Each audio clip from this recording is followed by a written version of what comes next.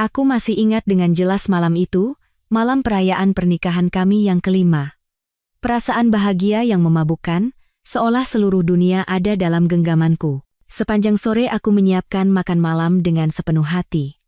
Aku menyalakan lilin, menciptakan suasana romantis, dan mengenakan gaun sutra berwarna merah anggur, warna kesukaan suamiku, Bima Aditya. Aku tersenyum membayangkan adegan saat ia pulang, memelukku dari belakang, menghirup aroma rambutku, dan membisikkan kata-kata cinta yang manis seperti biasanya.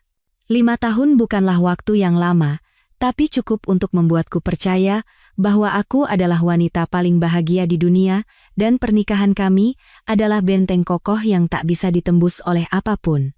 Tapi, itu semua hanyalah ilusiku semata. Benteng yang kubangun dengan seluruh masa muda dan cintaku itu ternyata hanyalah istana pasir yang rapuh. Dan orang-orang yang paling kupercaya adalah ombak ganas yang menyapunya dalam sekejap. Bima pulang larut malam. Bau alkohol menguar dari seluruh tubuhnya. Ia bahkan tidak menatapku, apalagi melirik meja makan romantis yang telah kusiapkan dengan susah payah. Ia melempar tas kerjanya ke sofa, dan langsung menuju kamar mandi sambil melemparkan satu kalimat ketus. Aku lelah, tidak mau makan, bereskan saja. Aku membeku di tempat. Rasa hampa dan kecewa melonjak seperti tsunami di dalam dada. Tapi aku berusaha tersenyum, menghibur diri sendiri bahwa mungkin ia baru saja melewati hari yang berat. Aku membereskan meja makan dalam diam. Pemandangan diriku memasukkan makanan yang sudah dingin ke dalam kulkas terasa seperti usahaku untuk menyembunyikan kesedihanku secara paksa. Tepat pada saat itu, ponsel Bima yang tertinggal di atas meja berdering. Nama yang tertera di layar begitu familiar hingga membuat hatiku ngilu. Yulia sayang. Yulia. Yulia. Sahabat terbaikku sejak kuliah. Orang yang kuanggap seperti saudara kandung, tempatku menumpahkan segala rahasiaku. Sahabat yang menangis lebih banyak dariku di hari pernikahanku. Kenapa Bima menyimpan namanya sebagai Yulia sayang? Jantungku mulai berdebar kencang. Ribuan imajinasi mengerikan berkecamuk di kepalaku. Tapi aku berusaha menggelengkan kepala. Tidak mungkin. Pasti ada salah paham. Dengan tangan gemetar, aku meraih ponsel itu. Rasa bersalah karena mengintip privasi suamiku muncul, tetapi firasat buruk mendorongku lebih kuat. Aku membuka kuncinya. Kata sandinya adalah tanggal ulang tahunku, ironi yang begitu kejam. Dan duniaku pun runtuh. Baris demi baris pesan, lembar demi lembar foto, menjadi bilah pisau tajam yang mencabik-cabik hatiku tanpa ampun. Itu bukan sekadar pesan cinta biasa. Isinya penuh dengan percakapan mesum, rencana kencan rahasia, dan hinaan rendahan tentang diriku. Istrimu masak apalagi hari ini, pasti sehambar orangnya. Pesan itu dari Bima, kasihan sekali mas. Harus hidup dengan perempuan hambar seperti itu. Malam ini ke tempatku saja, ya, aku masakan rendang kesukaan mas. Balasan dari Yulia disertai foto provokatif dirinya yang hanya mengenakan lingerie tipis dan transparan. Aku menggulir layar terus ke atas. Ada juga video yang mereka rekam diam-diam saat Bima dinas ke Surabaya, yang ia katakan padaku ia pergi sendirian. Bahkan, ada foto-foto mereka berdua di atas ranjang pernikahan kami, di rumah ini, saat aku sedang pulang ke Bandung untuk menjenguk orang tuaku. Darahku terasa mendingin di sekujur tubuh, aku tidak bisa bernapas. Dadaku sakit serasa terkoyak, dan aku merasakan sakit seperti jutaan serpihan kaca mengiris seluruh tubuhku. Suami yang kucintai dengan segenap hati dan kubanggakan pada dunia, sahabat terbaikku yang bahkan sepotong roti pun siap kubagi dengannya, mereka berdua telah mengkhianatiku. Bersama-sama mereka telah menjadikanku orang bodoh, bahan tertawaan dalam hidupku sendiri. Aku terduduk lemas di lantai ruang tamu yang dingin. Ponsel jatuh di sampingku, tapi aku tidak lagi mendengar suaranya. Telingaku berdengung, yang terdengar hanyalah jeritan kesakitan yang mencabik-cabik jiwaku. Apa salahku? Selama 5 tahun ini, bukankah aku istri yang baik? Aku bahkan mengorbankan karierku dan mengurus rumah tangga agar ia bisa fokus pada pekerjaannya tanpa khawatir. Saat ibu mertuaku sakit, aku merawatnya seperti ibu kandungku sendiri. Apakah pengkhianatan seperti ini balasan atas semua pengorbananku? Saat itu, Bima keluar dari kamar mandi. Melihatku terduduk di lantai dengan tatapan kosong, bukannya bertanya keadaanku, ia malah mengerutkan kening dengan kesal. Kenapa lagi? Hentikan ekspresi seperti orang berkabung itu. Melihatnya saja sudah membuatku lelah. Suaranya, suara yang dulu kuanggap paling hangat di dunia, kini terdengar begitu dingin dan asing hingga membuatku merinding. Aku perlahan mengangkat kepala, mataku pasti merah padam. Suara serak keluar dari bibirku. Yulia sayang. Jelaskan. Wajah Bima berubah pucat. Ia menatapku, lalu melirik ponsel yang tergeletak di lantai. Kepanikan di matanya hilang dalam sekejap, digantikan oleh keangkuhan dan kekejaman yang belum pernah kulihat sebelumnya. Ia menyeringai, senyum yang sinis. Kau sudah lihat, baguslah. Jadi aku tidak perlu menjelaskan. Kata-kata itu lebih menyakitkan dari sebuah tamparan. Rasanya seperti disiram air es di tengah musim kemarau. Kenapa? Kenapa harus Yulia? Aku menganggapnya seperti saudara, dan aku mencintaimu lebih dari diriku sendiri. Aku terisak. Air mata kemarahan yang kutahan akhirnya tumpah. Kenapa? Ia berjongkok di hadapanku. Matanya yang menatapku penuh dengan penghinaan. Lihat dirimu, Kirana. Kamu terlalu membosankan. Seperti air tawar, tanpa rasa dan aroma.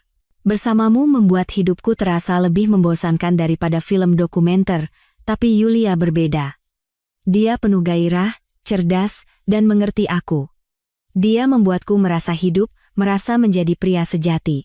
Sekarang kau mengerti? Setiap kata-katanya bagaikan hantaman palu yang menghujam jantungku yang sudah hancur berkeping-keping, membosankan. Hambar. Semua pengorbananku, kelembutanku, perhatianku, di matanya hanyalah hal seremeh itu.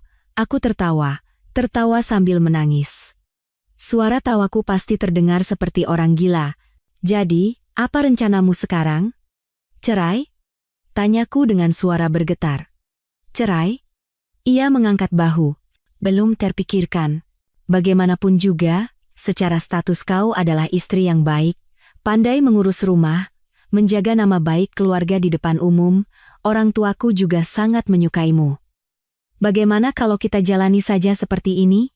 Kau tetap sebagai istriku, dan Yulia sebagai kekasihku.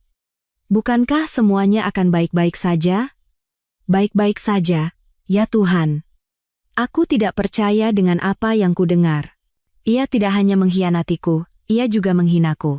Memaksaku untuk hidup dalam hubungan segitiga yang penuh dengan kebohongan dan penderitaan ini, memintaku untuk menutup mata terhadap perselingkuhannya dengan sahabatku. Saat itu, aku tidak lagi merasakan sakit. Rasa sakit itu berubah menjadi sesuatu yang dingin dan tajam. Kebencian yang membara. Dan sebuah pikiran gelap dan gila melintas di benakku. Cerai? Tidak. Aku tidak akan melepaskan mereka begitu saja. Pergi dengan tangan kosong dan melihat mereka hidup bahagia? Tidak akan pernah. Aku tidak akan pergi kemanapun. Aku akan tinggal di neraka ini dan membuat mereka yang telah menginjak-injak cinta dan kepercayaanku membayar harga yang paling mahal. Aku tidak hanya akan mengambil kembali apa yang menjadi milikku. Aku akan menghancurkan apa yang paling mereka dambakan, masa depan yang ingin mereka bangun di atas penderitaanku. Perangku tidak dimulai dengan air mata atau penyesalan. Perangku dimulai dengan senyum yang hening dan dingin di malam itu, saat aku memutuskan untuk dengan senang hati menyeret mereka bersamaku ke neraka yang telah mereka ciptakan untukku. Betapa kejam dan terperincinya pembalasan dendamku akan terungkap, bagaimana aku, yang tidak memiliki apa-apa selain luka, akan membalikkan keadaan ini, akan kutunjukkan pada mereka mulai sekarang.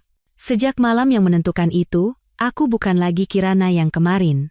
Kirana di masa lalu, istri yang lembut, sahabat yang tulus, telah mati. Yang tersisa di tubuh ini adalah diriku yang lain, yang merencanakan balas dendam kejam sambil memendam luka yang tak akan pernah sembuh. Saat itu, aku tidak lagi merasakan sakit. Aku tidak membuat keributan, tidak menangis meraung-raung, tidak menyalahkan Bima sepatah kata pun. Keesokan paginya, aku tetap bangun pagi dan menyiapkan sarapan untuknya seolah tidak terjadi apa-apa. Mataku bengkak, tapi aku menutupinya dengan kompres es dan riasan tipis. Aku harus terlihat seperti istri malang yang telah pasrah pada nasibnya. Itulah langkah pertama dari rencanaku. Saat aku meletakkan telur mata sapi dan kopi panas di meja makan, Bima menatapku dengan curiga.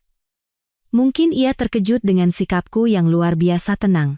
Ia pasti mengharapkan perang dingin, tuduhan, atau setidaknya keheningan yang penuh permusuhan. Tapi aku hanya tersenyum tipis, senyum yang hampa. Ayo makan, lalu berangkat kerja. Soal semalam, sudah kupikirkan.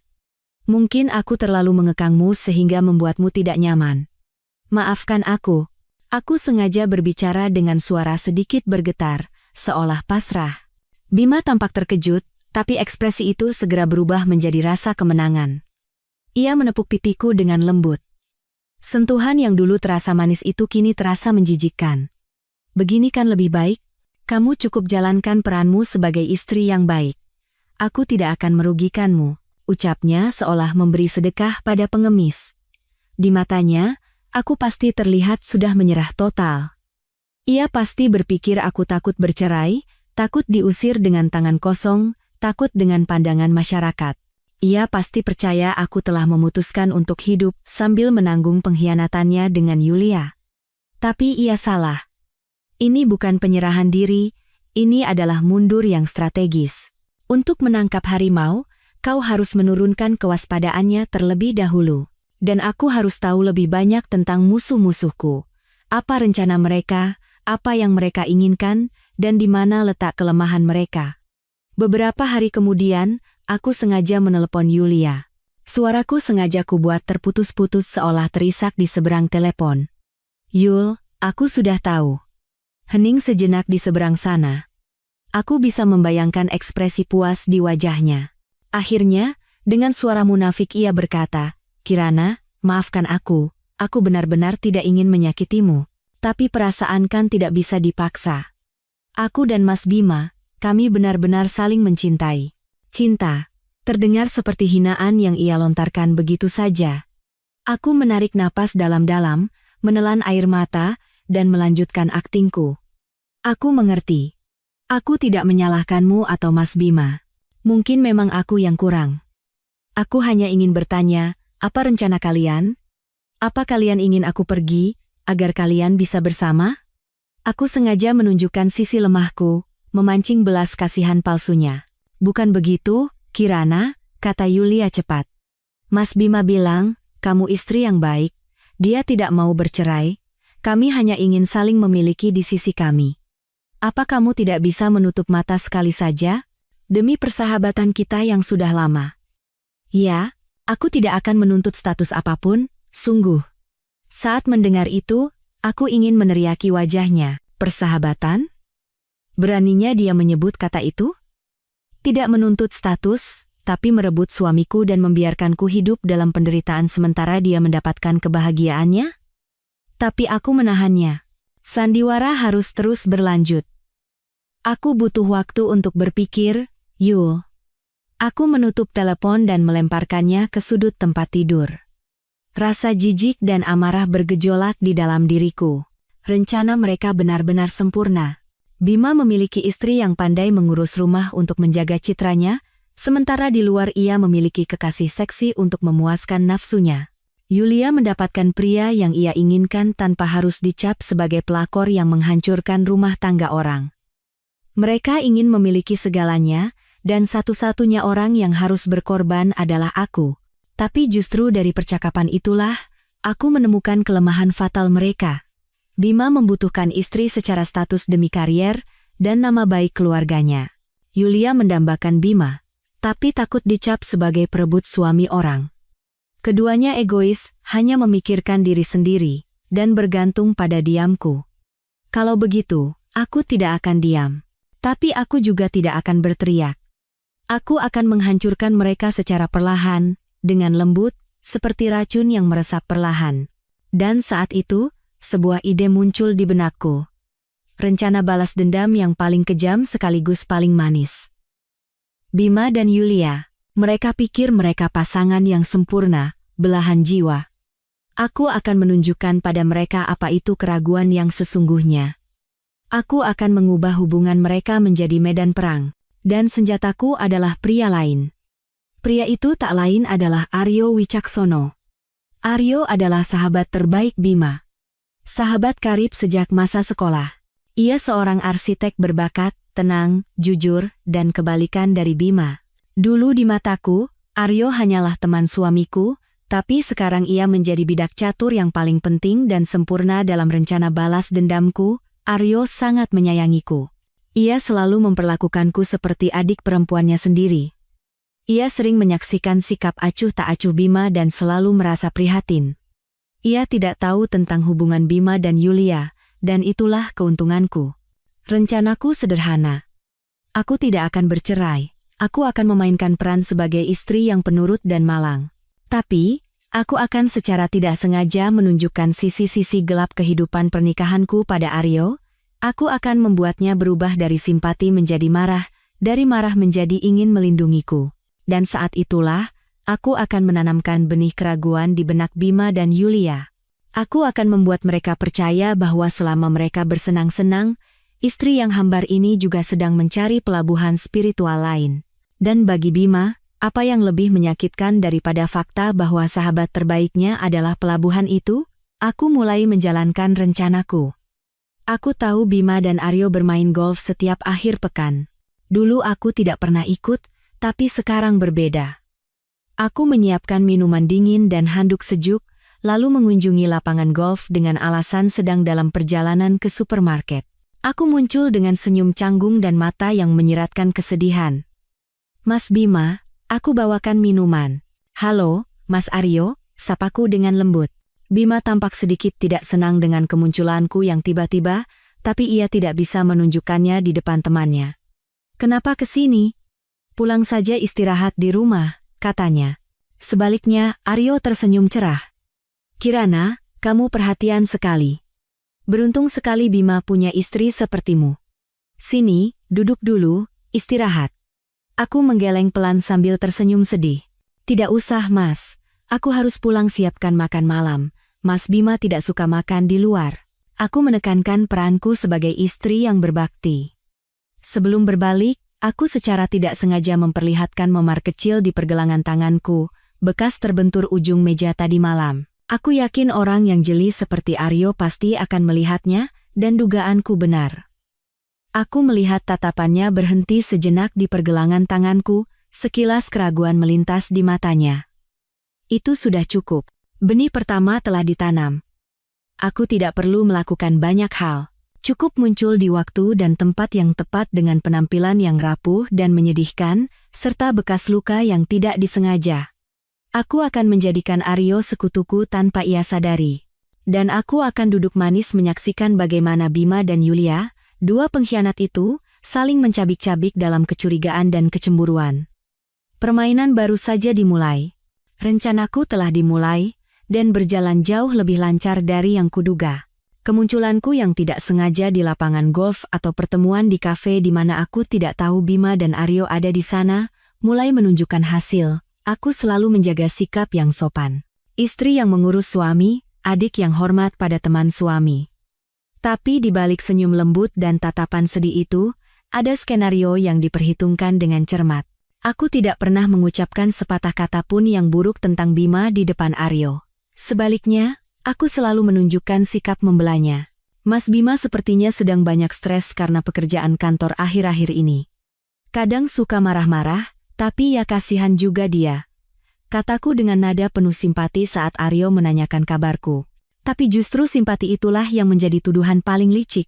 Itu menciptakan citra seorang istri yang sabar dan berkorban, dan seorang suami yang acuh tak acuh dan melampiaskan amarahnya pada istrinya. Aryo adalah orang yang cerdas.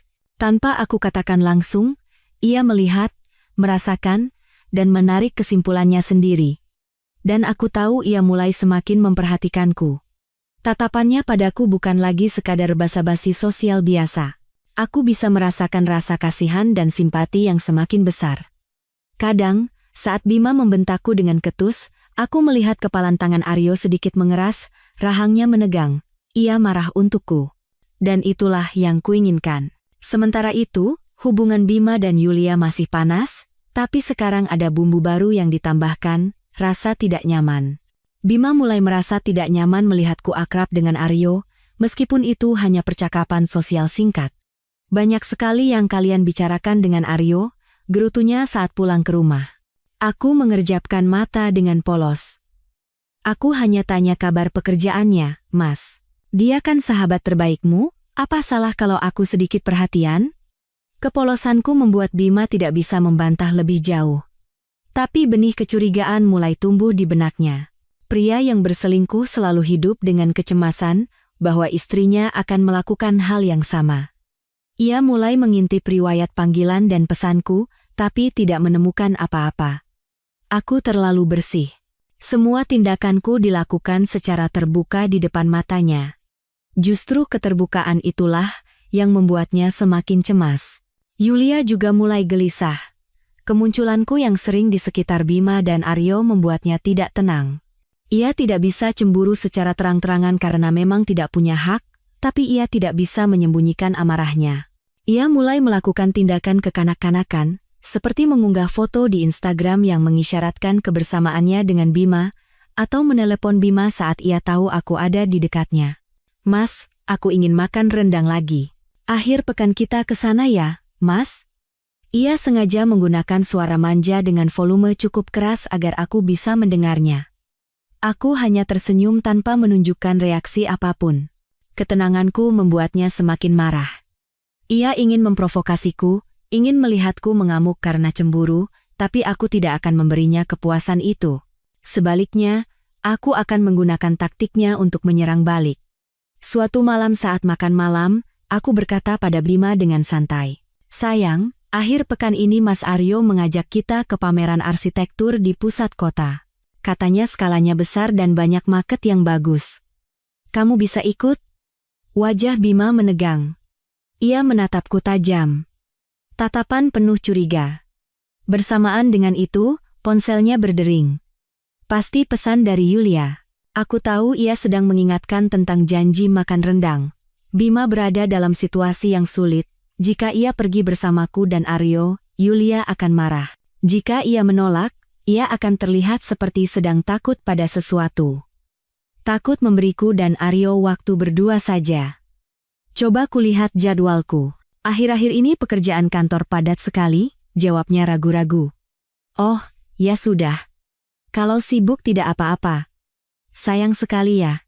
Padahal ku dengar Mas Aryo berusaha keras untuk proyek kali ini, dan katanya mau mengenalkan beberapa peluang investasi yang bagus pada kita. Aku berpura-pura kecewa, tapi sebenarnya sedang menusukkan belati. Aku tahu Bima sangat tertarik pada investasi properti dan Aryo adalah ahlinya di bidang itu. Benar saja. Bima langsung mengubah sikapnya. Oh, begitu? Kalau begitu aku usahakan luangkan waktu. Sepertinya akhir pekan ini bisa. Aku tersenyum dalam hati. Aku berhasil menempatkan Bima dalam posisi dilematis. Ia ingin ikut bersamaku untuk tidak kehilangan peluang investasi, tapi ia juga harus menenangkan Yulia.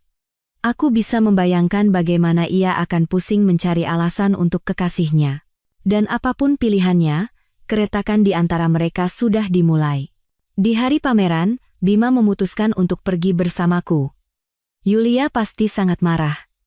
Terlihat dari Bima yang terus-menerus membalas pesan dengan tegang selama kami di pameran. Aku tidak peduli. Aku fokus sepenuhnya pada maket-maket arsitektur dan terlibat dalam percakapan yang sangat menarik dengan Aryo. Ia dengan antusias menjelaskan ide-ide desain dan tren material baru. Aku juga memberikan beberapa pendapat berdasarkan pengetahuanku yang kucari sendiri. Sudah lama aku tidak merasa begitu hidup. Aku bukan sebatang kayu hambar. Aku juga punya pemikiran dan pengetahuan. Hanya saja, Bima tidak pernah memberiku kesempatan untuk menunjukkannya. Kirana, kamu punya selera seni yang bagus sekali ya. Puji Aryo dengan tatapan tulus. Beruntung sekali Bima. Selain cantik, kamu juga cerdas dan berwawasan luas. Aku sedikit menunduk sambil tersenyum malu. Mas Aryo bisa saja. Tapi di dalam hati, aku merasakan kehangatan yang aneh. Sudah berapa lama aku tidak menerima pujian tulus seperti ini. Percakapan kami terputus oleh Bima. Ia mendekat dan merangkul bahuku dengan posesif. Seru sekali bicaranya. Ayo pulang. sudah malam. Ada nada cemburu yang tidak bisa disembunyikan dalam suaranya. Aku melihat tatapan Aryo menjadi tidak nyaman melihat tingkah Bima. Di mobil dalam perjalanan pulang, udara terasa sangat berat. Sepertinya kamu akrab sekali dengan Aryo, kata Bima tiba-tiba dengan nada menyindir. Aku tetap tenang. Mas Aryo itu wawasannya luas, jadi menyenangkan diajak bicara. Aku juga jadi belajar. Belajar, atau ada maksud lain? Geramnya. Aku menoleh dan menatap matanya lurus-lurus. Kali ini aku tidak lagi berpura-pura polos. Suaraku menjadi dingin. Mas Bima, kamu sekarang mencurigaiku? Seharusnya kamu ingat, yang berhak curiga di sini itu aku. Kamu bertemu dengan kekasihmu di luar, dan aku tidak pernah membuat keributan. Aku berusaha menjadi istri yang baik demi menjaga nama baikmu dan keluarga ini. Tapi hanya karena aku bicara beberapa patah kata dengan temanmu, kamu menunjukkan sikap seperti ini. Tidakkah kamu pikir kamu sudah keterlaluan? Bima terdiam. Ia tidak menyangka domba penurut sepertiku bisa melontarkan kata-kata setajam itu. Aku menunjukkan padanya. Aku bukan orang yang mudah ditindas. Aku bisa bersabar, tapi aku tidak bodoh. Malam itu, Bima tidak pulang. Katanya harus bertemu klien, tapi aku tahu ia pergi menenangkan Yulia. Aku tidak peduli. Berbaring sendirian di ranjang yang luas, hatiku tidak beriak sedikit pun. Aku tahu, mulai malam ini, pertengkaran Bima dan Yulia akan semakin sengit. Aku berhasil menanamkan benih keraguan di hati mereka berdua. Kini mereka tidak hanya harus melawan aku, tapi juga harus melawan kecemburuan dan kecurigaan mereka sendiri. Dan aku hanya akan duduk diam di sini, menyaksikan mereka hancur dengan sendirinya. Beberapa bulan berikutnya berlalu dalam suasana yang menyesakkan, tapi sangat lancar untuk rencanaku. Hubungan Bima dan Yulia seperti karet gelang yang ditarik ulur, tapi elastisitasnya semakin melemah, mereka semakin sering bertengkar. Pertengkaran itu tidak lagi tersembunyi, dan terkadang Bima membawa amarahnya pulang dan melampiaskannya padaku. Ia menjadi cemburu secara patologis. Setiap kali aku keluar rumah, ia akan menginterogasiku. Setiap kali ada telepon dari Aryo, meskipun itu untuk mencari Bima, ia akan menatapku seolah ingin menembakku. Kecemburuan Bima yang tak beralasan justru memberiku lebih banyak luka untuk ditunjukkan pada Aryo. Suatu kali saat bertengkar, Bima membanting gelas di atas meja karena emosi. Pecahan kaca melayang dan menggores punggung tanganku cukup dalam. Darah mengalir. Tapi aku tidak berteriak. Aku hanya diam-diam mengambil kotak P3K dan mengobati lukaku sendiri. Keesokan harinya saat bertemu Aryo di kafe, aku sengaja tidak menutupi luka itu. Tanganmu kenapa, Kirana? Tanya Aryo terkejut melihat tanganku yang diperban. Aku tersenyum sedih. Tidak apa-apa, Mas. Aku tidak sengaja memecahkan gelas. Semakin aku bilang tidak apa-apa, semakin Aryo percaya ada apa-apa. Tatapannya padaku penuh dengan rasa kasihan dan amarah yang tertahan. Ia tidak berkata apa-apa lagi, tapi aku tahu citra Bima di benaknya telah hancur total. Bima bukan lagi sahabat karibnya, melainkan suami kasar dan mengerikan yang menganiaya wanita lemah. Dan Aryo mulai bertindak. Ia tidak lagi hanya memperhatikanku diam-diam. Ia mencari lebih banyak alasan untuk membantuku. Saat tahu laptopku rusak, ia datang langsung ke rumah membawakan yang baru. Ada sisa satu yang tidak terpakai. Pakai saja, Kirana. Jangan ditolak. Anggap saja aku pinjamkan pada Bima. Nanti suruh dia bayar kalau sudah punya uang. Ia memberikan alasan yang tidak bisa kutolak. Saat tahu aku menyukai buku dari penulis tertentu, ia diam-diam membelikan dan mengirimkannya padaku. Setiap tindakan Aryo sangat halus dan terkendali, tapi itu bagaikan aliran air hangat yang perlahan membasahi jiwaku yang kering kerontang. Aku harus mengakui, kadang aku benar-benar tersentuh oleh perhatian Aryo. Ia menunjukkan sosok pria yang selalu kuimpikan. Dewasa, penuh perhatian, dan menghargaiku. Tapi aku selalu mengingatkan diriku sendiri. Semua ini hanyalah bagian dari rencana. Aku tidak boleh goyah. Aryo adalah bidak di papan catur, tidak lebih. Jika aku mencampurkan perasaan, akulah yang akan kalah. Tapi batas antara akting dan kenyataan terkadang begitu tipis. Ada saat-saat di mana aku lupa bahwa aku sedang berakting. Saat-saat itu adalah ketika aku dan Aryo bisa berbincang berjam-jam tentang sebuah buku, sebuah lagu, atau isu sosial. Kami menyadari bahwa kami memiliki banyak kesamaan. Bersamanya, aku bisa menjadi diriku yang asli, yang cerdas dan tajam, bukan sebatang kayu hambar di mata Bima. Keakraban yang semakin dalam antara aku dan Aryo tidak luput dari pandangan Bima dan Yulia. Bima menjadi semakin kasar dan cemburuan. Dan Yulia mulai menunjukkan perilaku di luar kendali. Ia tidak lagi berpura-pura menjadi kekasih yang diam, dan mulai menantangku secara terbuka. Ia semakin sering datang ke rumah kami dengan alasan menanyakan kabar. Ia duduk di kursiku di meja makan, menggunakan barang-barangku, berusaha memamerkan posisinya. Puncaknya adalah di hari ulang tahunku. Bima benar-benar lupa, atau sengaja pura-pura lupa. Seharian itu, tidak ada ucapan selamat, tidak ada hadiah. Malamnya, ia bilang harus bertemu klien penting. Aku tahu itu hanya alasan untuk pergi ke pesta kejutan yang disiapkan Yulia untuknya. Aku menatap kue kecil yang kubeli sendiri, sendirian di rumah yang kosong. Hatiku begitu hampa hingga air mata mengalir tanpa henti. Kali ini bukan akting. Aku benar-benar sedih dan terluka. Tepat saat itu, bel pintu berbunyi. Aku buru-buru menyeka air mata dan membuka pintu. Aryo. Ia berdiri di sana membawa seikat bunga lili putih dan sebuah kotak hadiah.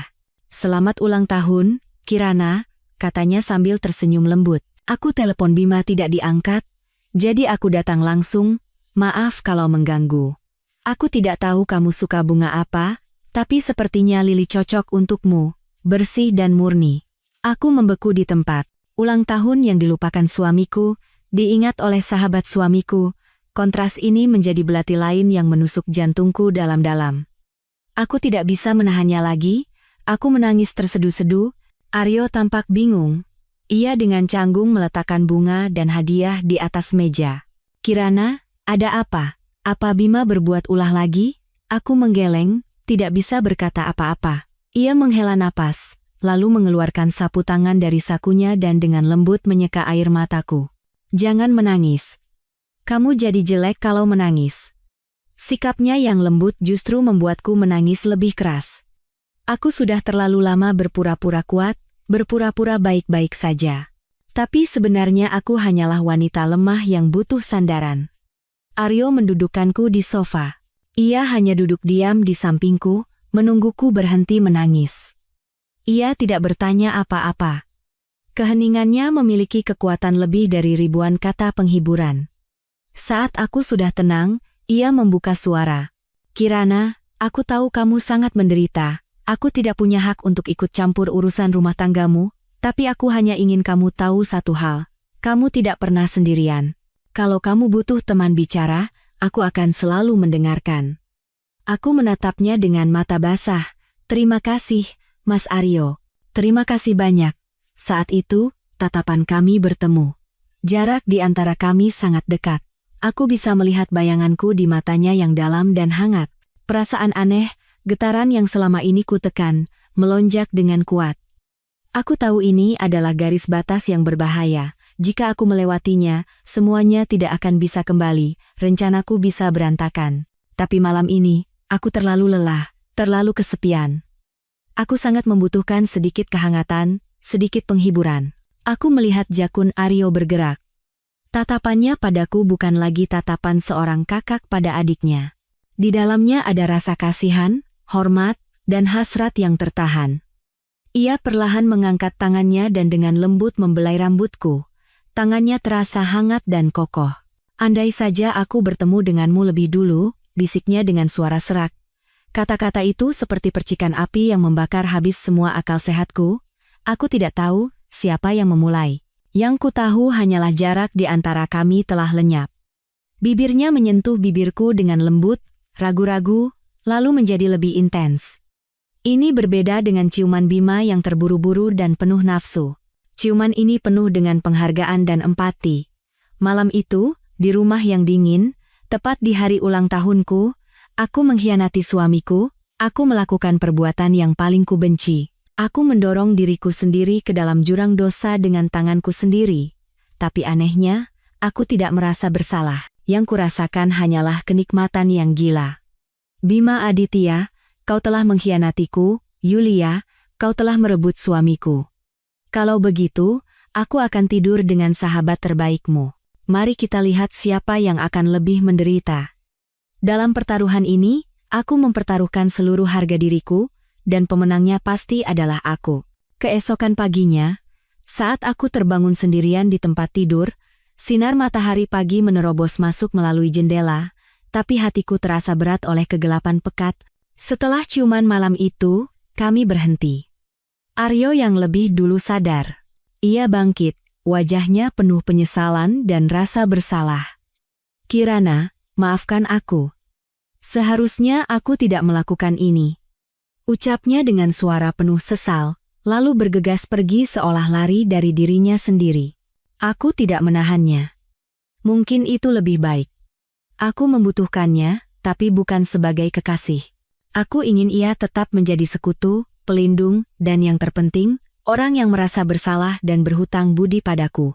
Kejadian malam itu menjadi rahasia bisu di antara aku dan Aryo. Ia menghindariku selama beberapa hari, tapi tidak lama. Kekhawatirannya padaku lebih besar dari rasa bersalahnya. Ia kembali, masih memperhatikanku, tapi sekarang ada kewaspadaan dan jarak dalam tatapannya. Ia takut kehilangan kendali atas dirinya lagi, dan itulah yang kuinginkan. Aku ingin ia dekat, tapi tidak terlalu dekat. Peristiwa di malam ulang tahun itu membawa rencanaku ke tahap yang baru, lebih kejam, dan lebih berbisa. Aku sadar bahwa hanya dengan membuat Bima dan Yulia saling curiga tidak akan cukup untuk menghancurkan mereka sepenuhnya. Aku butuh senjata pamungkas, sesuatu yang akan menjerat dan menyiksa mereka, membuat sisa hidup mereka seperti di neraka. Dan senjata itu adalah seorang anak, tapi bukan anak Bima, melainkan anak Aryo. Saat pikiran gila itu melintas di benakku, seluruh tubuhku gemetar, bukan karena takut, tapi karena kegembiraan iblis. Bima sering membicarakan tentang anak. Ia sangat menginginkan seorang putra untuk meneruskan garis keturunan dan untuk dipamerkan pada teman-temannya. Yulia pasti juga begitu. Ia pasti berencana menggunakan anak untuk mengikat Bima dan merebut posisi nyonya rumah ini. Baiklah. Aku akan mengabulkan keinginan mereka. Aku akan melahirkan putra mahkota yang berharga untuk keluarga ini. Tapi ayahnya bukan Bima. Aku akan membuat Bima seumur hidupnya membesarkan anak sahabat terbaiknya, mengira itu adalah anaknya sendiri. Aku akan menjadikan anak ini neraka yang paling manis sekaligus paling pahit bagi Bima, Yulia, dan Aryo. Tapi bagaimana cara menjalankan rencana ini? Aku tidak bisa merayu Aryo secara terang-terangan. Ia sedang dalam posisi defensif dan diliputi rasa bersalah. Tindakan yang terlalu gamblang akan membuatnya takut dan lari. Aku butuh sebuah jebakan. Jebakan sempurna yang akan membuatnya masuk dengan sendirinya. Aku mulai menghitung dengan cermat. Aku memeriksa siklus menstruasiku, menandai hari-hari paling subur, dan aku membutuhkan latar belakang dan katalis yang cukup kuat untuk meruntuhkan semua pertahanan rasional Aryo. Kesempatan itu datang. Perusahaan Bima dan Aryo mengadakan workshop di sebuah resor di pantai. Tentu saja, Bima akan membawa Yulia dengan dalih sebagai asisten pribadinya. Dan aku, sebagai istri wakil direktur, tidak bisa tidak ikut. Ini adalah panggung yang sempurna untuk sandiwaraku.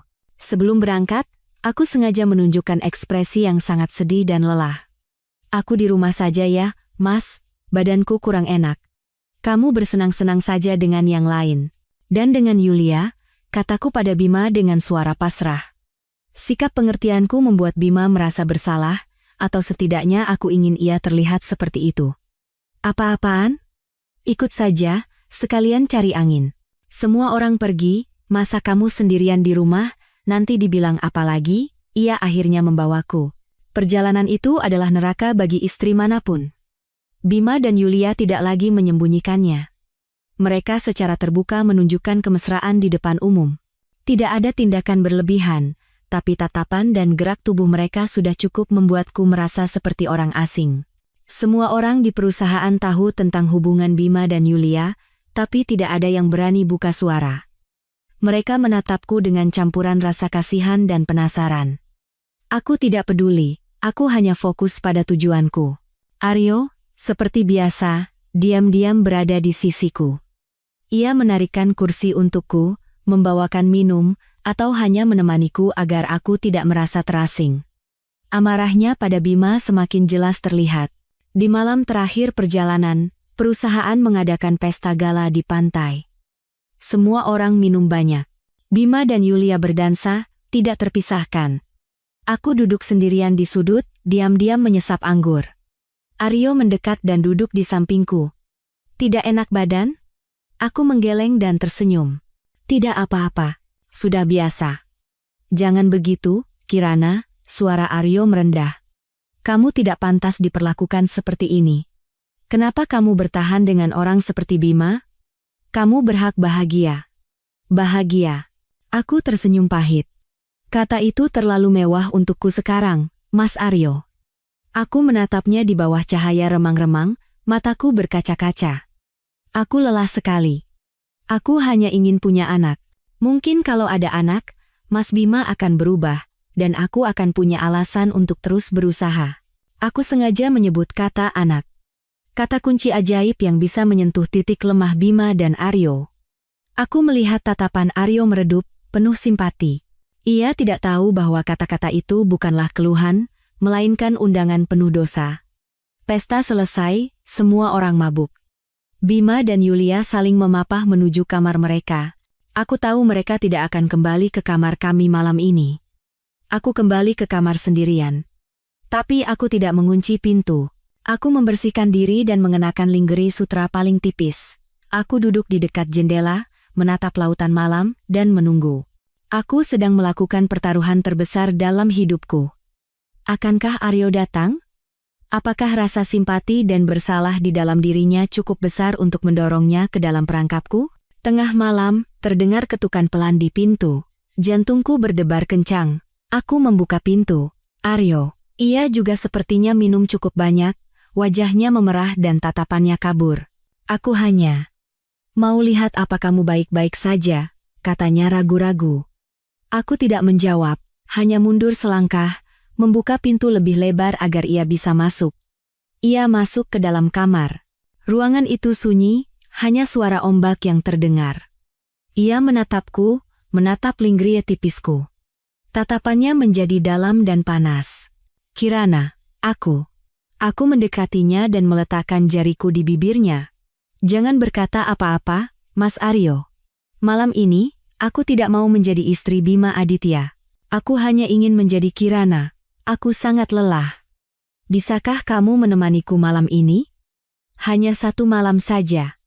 Kata-kataku, tatapanku, dan tubuhku yang gemetar meruntuhkan pertahanan terakhir Aryo. Ia bukan lagi teman yang jujur, bukan lagi kakak yang teladan. Ia hanyalah seorang pria di hadapan wanita yang membuatnya merasakan simpati dan hasrat pada saat yang bersamaan.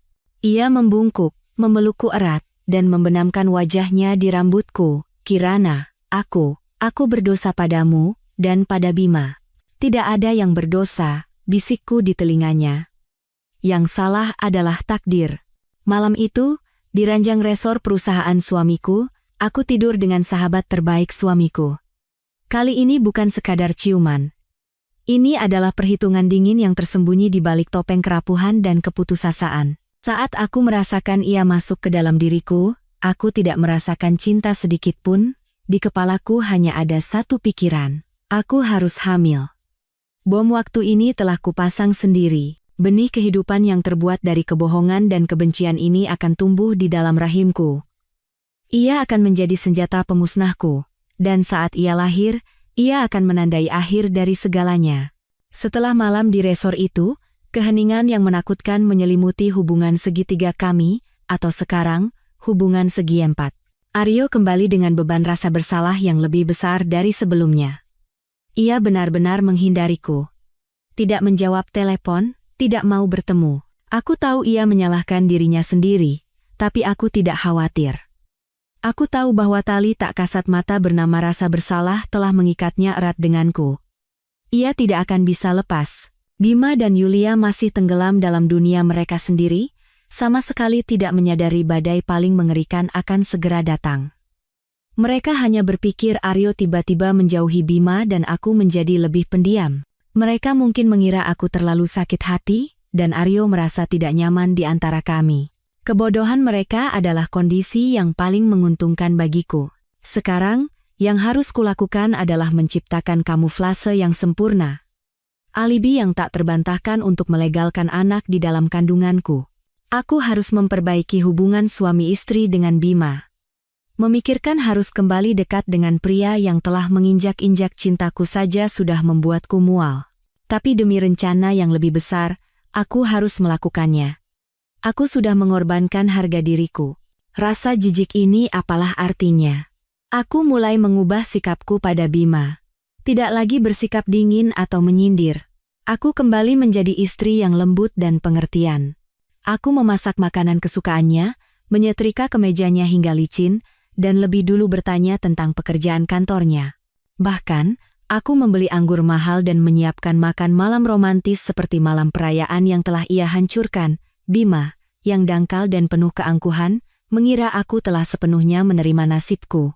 Ia percaya bahwa perhatian Aryo hanyalah angin lalu, dan aku akhirnya sadar tidak ada pria yang lebih baik darinya. Ia sangat puas. Sudah kuduga. Kamu tidak bisa hidup tanpaku. Ia memelukku dan mencium keningku. Tindakan yang dulu begitu kurindukan itu kini terasa seperti ada ulat merayap di kulitku. Aku sudah banyak berpikir, kataku sambil menyembunyikan wajah di dadanya, menutupi tatapan jijik di mataku. Aku tidak ingin kehilanganmu dan keluarga ini. Soal kamu dan Yulia, aku akan berusaha untuk tidak memikirkannya lagi, asal kamu tetap di sisiku. Kata-kataku tepat mengenai sasaran keegoisan Bima. Ia menginginkan segalanya, dan aku memberinya perasaan itu. Malam itu, ia bersamaku. Salah satu malam paling mengerikan dalam hidupku. Aku harus memejamkan mata, membayangkan orang lain, dan menahan rasa mual yang naik ke tenggorokan. Setiap sentuhannya terasa seperti penghinaan. Tapi aku bertahan. Harus bertahan. Hanya dengan begitu, anak di kandunganku nanti bisa lahir dengan menyandang marga ayahnya. Sejak malam itu, aku terus memainkan peran sebagai istri teladan. Aku membiarkan Bima dan Yulia memiliki waktu mereka sendiri. Aku tidak muncul di tempat Aryo berada dan memutuskan semua kontak dengannya. Aku harus menghapus semua jejak agar tidak ada yang curiga. Ketidakhadiranku justru membuat Aryo semakin cemas. Ia beberapa kali datang ke rumah, tapi aku menolak bertemu dengan alasan lelah. Aku hanya mengiriminya satu pesan singkat. Aku baik-baik saja. Lupakan saja kejadian malam itu, anggap tidak pernah terjadi.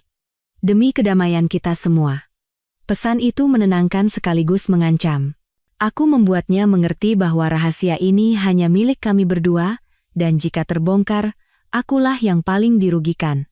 Rasa bersalah dan simpati akan menahannya untuk tidak melakukan tindakan apapun yang akan merugikanku. Ia akan diam, dan akan menjadi penjaga paling setia dari rahasia ini. Sebulan kemudian, saat yang paling kutunggu akhirnya tiba, 2 garis tegas muncul di alat tes kehamilan. Aku duduk di kamar mandi, tanganku gemetar memegang benda kecil itu. Air mata mengalir, tapi bukan air mata kebahagiaan. Itu adalah air mata yang bercampur dengan kepahitan, kegembiraan, dan ketakutan. Aku berhasil. Bom waktu telah terpasang di tengah-tengah keluarga ini. Sekarang tinggal menunggu waktu meledak. Aku keluar dari kamar, berusaha menjaga ketenanganku. Aku memilih malam saat Bima ada di rumah untuk memberitahukan kabar ini. Aku menyerahkan alat tes kehamilan padanya, dan dengan suara bergetar seolah terharu, aku berkata, "Sayang, sepertinya aku hamil." Bima membeku selama beberapa detik. Ia menatap alat tes itu, lalu menatapku lagi. Ekspresinya tidak percaya. Akhirnya, senyum lebar merekah di bibirnya. Ia mengangkatku dan memutarku. "Benarkah? Ya Tuhan, Kirana. Aku akan jadi ayah. Aku akan jadi ayah." Ia berteriak seperti anak kecil, menghujaniku dengan ciuman. Kebahagiaannya nyata. Kebahagiaan palsu yang dibangun di atas kebohongan besar. Aku membalas senyumnya. Senyum seorang pemenang. Ia sedang bersukacita atas aibnya sendiri, menyambut saudara tirinya dengan nama seorang anak. Sungguh tidak ada balas dendam yang lebih manis dari ini. Malam itu, Bima menelepon semua orang untuk pamer. Orang tuanya, teman-temannya, dan tentu saja, Yulia.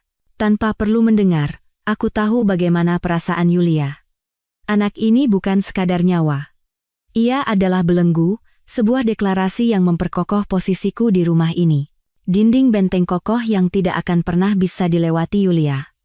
Dan seperti dugaanku, Yulia tidak tinggal diam.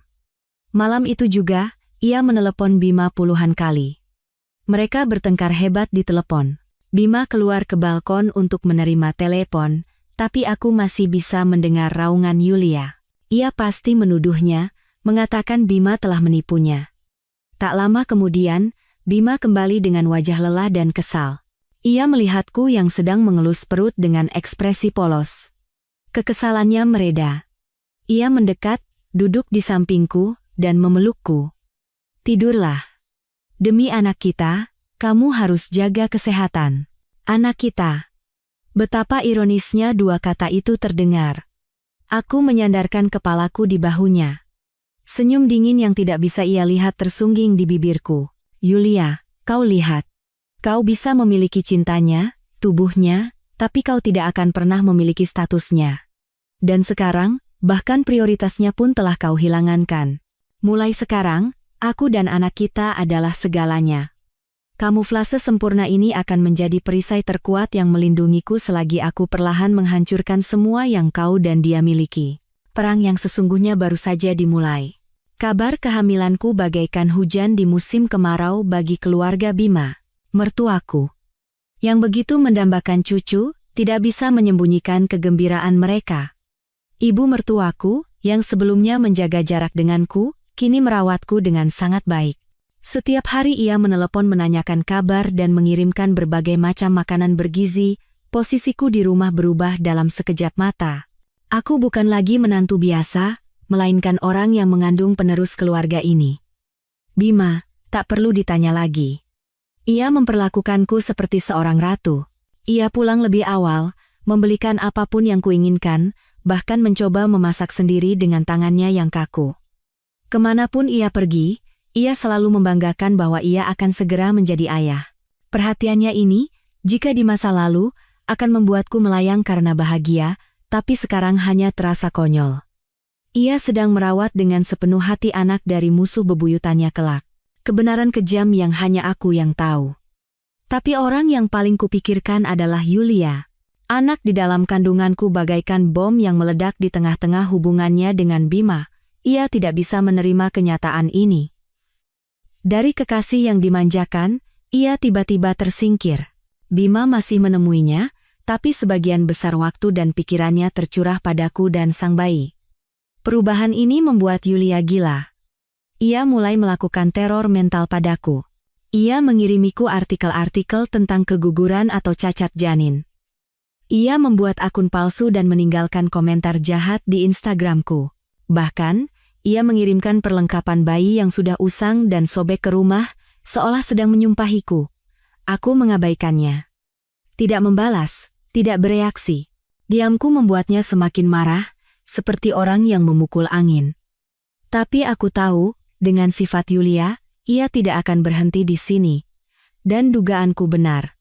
Suatu sore saat aku sendirian di rumah, Yulia tiba-tiba muncul. Tanpa pemberitahuan, ia menekan bel pintu seperti orang gila. Aku ragu sejenak, lalu membukakan pintu untuknya. Aku ingin melihat apa yang akan ia lakukan. Yulia berdiri di sana. Wajahnya yang cantik kini tirus dan penuh kebencian. Ia langsung menyerbu masuk ke dalam rumah tanpa berkata apa-apa. Senang, ya, sembur Yulia ke wajahku. Aku menutup pintu dengan tenang. Aku tidak mengerti apa maksudmu. Jangan pura-pura polos, teriaknya. Kau menggunakan anak itu untuk mengikat Mas Bima dan memisahkan kami. Kau pikir kau sudah menang, dasar jalang licik. Aku tertawa dingin. Licik? Dibandingkan denganmu yang diam-diam berselingkuh dengan suami sahabatmu, caraku ini apalah artinya? Yulia, kau harus tahu posisimu. Istri sah Bima Aditya adalah aku, dan anak di dalam kandunganku adalah anaknya. Kau bukan siapa-siapa. Kata-kataku bagaikan menyiram bensin ke dalam api, mata Yulia memerah karena marah. Ia berlari ke arahku, hendak menamparku, tapi aku sudah bersiap. Aku mundur selangkah lebih cepat darinya, lalu tidak sengaja tersandung kaki kursi dan jatuh ke lantai. Jatuhnya tidak keras, tapi aku menjerit. Sambil memegangi perutku. Aduh, perutku. Tolong. Jeritanku cukup keras untuk didengar tetangga. Dan yang lebih penting, cukup keras untuk didengar oleh orang yang telah kurencanakan sebelumnya. Tepat saat itu, pintu depan terbuka dan Aryo berlari masuk. Ia kebetulan ada janji dengan Bima di kafe dekat rumah kami, dan kebetulan lewat saat mendengar jeritanku. Semuanya sesuai skenario. Aryo membeku melihat pemandangan di hadapannya. Aku tergeletak di lantai dengan wajah pucat sambil memegangi perut, dan Yulia berdiri dengan tangan terangkat di udara, ekspresinya campuran antara kaget dan marah. Yulia, apa yang kau lakukan? Teriak Aryo penuh amarah. Ia berlari, mendorong Yulia dengan kasar, lalu bergegas membungkuk untuk membantuku. Kirana, kamu tidak apa-apa. Sakit sekali? Ayo ke rumah sakit. Yulia baru tersadar. Ia tergagap. Bu, bukan aku. Dia jatuh sendiri. Aku tidak melakukan apa-apa, tapi pembelaannya sudah tidak berguna. Di mata Aryo, ia hanyalah iblis yang mencoba mencelakai aku dan bayi di kandunganku. Ia menatap Yulia dengan tatapan jijik. Pergi dari sini sekarang juga, sebelum aku kehilangan kesabaran. Takut dengan kemarahan Aryo, Yulia mundur, lalu lari keluar. Aryo memeriksaku dengan cemas. Kamu benar-benar tidak apa-apa? Kita harus ke rumah sakit. Aku menggeleng, masih memegangi perut, dengan suara lemah aku berkata, tidak apa-apa Mas. Hanya sedikit kaget. Tolong jangan beritahu Mas Bima soal ini. Aku tidak mau dia khawatir dan tidak mau memperbesar masalah. Kesabaran dan kelapangan dadaku sekali lagi memikat hati Aryo. Ia merasa aku semakin menyedihkan, dan semakin membenci Bima dan Yulia.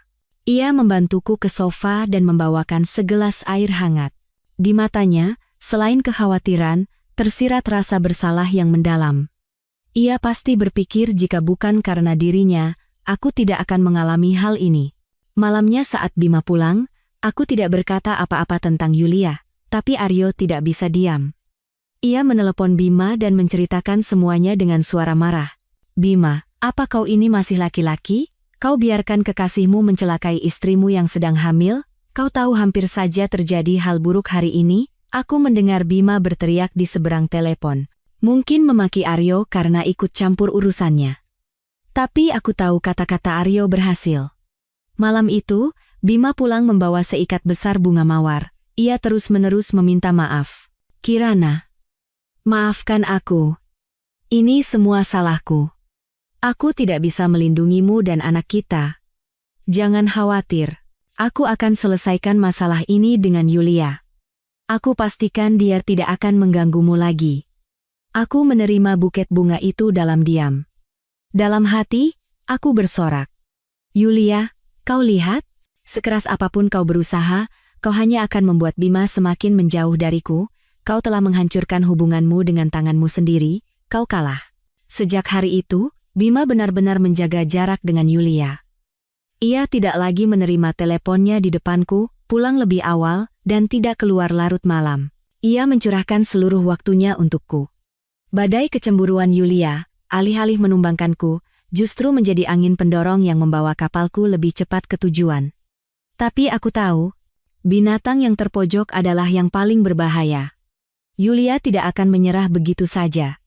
Ia pasti sedang merencanakan sesuatu yang lebih mengerikan. Dan aku harus bersiap untuk pertempuran terakhir itu. Pertempuran yang akan menentukan siapa pemenang akhir dari permainan penuh dosa ini. Sikap dingin Bima mendorong Yulia ke jurang keputusasaan. Ia tidak punya apa-apa lagi untuk kehilangan. Dan seorang wanita yang tidak punya apa-apa untuk kehilangan bisa melakukan hal yang paling mengerikan. Aku tahu ia tidak akan membiarkan aku dan anakku tenang. Jadi aku selalu menjaga kewaspadaan tingkat tinggi. Aku menghindari bepergian sendirian dan berhati-hati dengan makanan. Aku tidak mempercayai siapapun selain diriku sendiri. Dan saat itulah, sebuah peristiwa yang bahkan tidak kuduga, sebuah titik balik besar terjadi. Yulia juga hamil. Kabar ini sampai ke telingaku melalui ibu mertuaku. Ibu menelepon dengan suara yang syarat dengan perasaan campur aduk. Kirana, anak yang bernama Yulia itu, dia juga hamil. Katanya sudah hampir 3 bulan. Aku membeku di tempat. Nyaris saja ponselku jatuh dari genggaman. Hamil? Bagaimana bisa di waktu yang sesempurna ini? Apakah langit sedang mengejekku? Rencanaku, senjata pamungkasku, dalam sekejap kekuatannya berkurang separuh. Bima sangat bingung mendengar kabar ini. Ia terjebak di antara istri yang sah dan kekasih gelap, serta anak yang dikandung oleh masing-masing dari mereka. Ia tidak bisa mencampakkan Yulia dalam kondisi seperti itu, tapi ia juga tidak bisa menyinggung perasaanku. Dan pada saat inilah, sikap ibu mertuaku yang kukira sudah sepenuhnya di pihakku, mulai menunjukkan perubahan halus. Ia masih memperhatikanku, tapi tidak seantusias dulu. Ia mulai berkata secara tersirat bahwa semakin banyak anak, semakin banyak rezeki bagi keluarga. Aku sadar. Di matanya, aku dan Yulia sekarang seperti kuda pacu. Kompetisi untuk bertahan hidup. Siapa yang akan melahirkan anak laki-laki untuk keluarga ini? Jika aku melahirkan anak perempuan, dan Yulia melahirkan anak laki-laki, posisiku akan langsung berbalik. Anak Yulia, meskipun anak di luar nikah, akan diperlakukan lebih istimewa. Rencanaku tiba-tiba menjadi genting dan tidak pasti. Kebencian di dalam diriku kembali berkobar hebat. Aku tidak boleh kalah. Aku sama sekali tidak boleh kalah dalam persaingan ini. Kehidupan di rumah menjadi seperti medan perang tanpa suara. Dengan anak di dalam kandungannya sebagai senjata, Yulia mulai mendapatkan kembali kepercayaan dirinya. Ia tidak lagi datang ke rumah dan mengamuk. Sebaliknya, ia memainkan peran sebagai ibu malang yang menjadi korban keadaan. Ia secara rutin mengirimkan foto USG pada Bima dan mengunggah tulisan-tulisan sentimental di Instagram. Sayang, meskipun seluruh dunia membelakangi kita, ibu akan selalu ada di sisimu. Tindakan seperti itu memancing rasa iba Bima dan ibu mertuaku. Aku harus memastikan bahwa anak di dalam kandunganku harus laki-laki. Aku mulai memeriksakan kandungan di klinik pribadi yang bisa merahasiakan jenis kelamin janin. Setiap kali menjalani USG, jantungku terasa mau copot. Aku berdoa pada semua Tuhan yang kukenal, lagi dan lagi. Dan pada minggu ke-16, kata-kata dokter terdengar seperti vonis yang menentukan nasibku. Anak laki-laki, Bu. Sangat sehat dan aktif. Aku menghela napas lega. Rasanya seperti meletakkan beban seberat ribuan ton.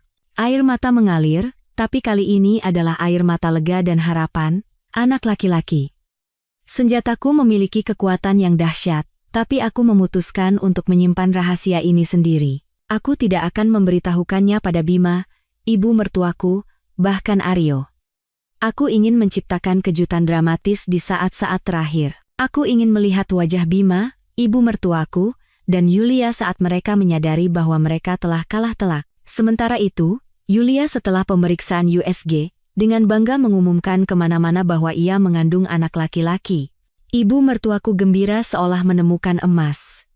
Ia secara terbuka lebih sering menemui Yulia, bahkan mengundangnya makan di rumah dengan alasan menjaga hubungan baik.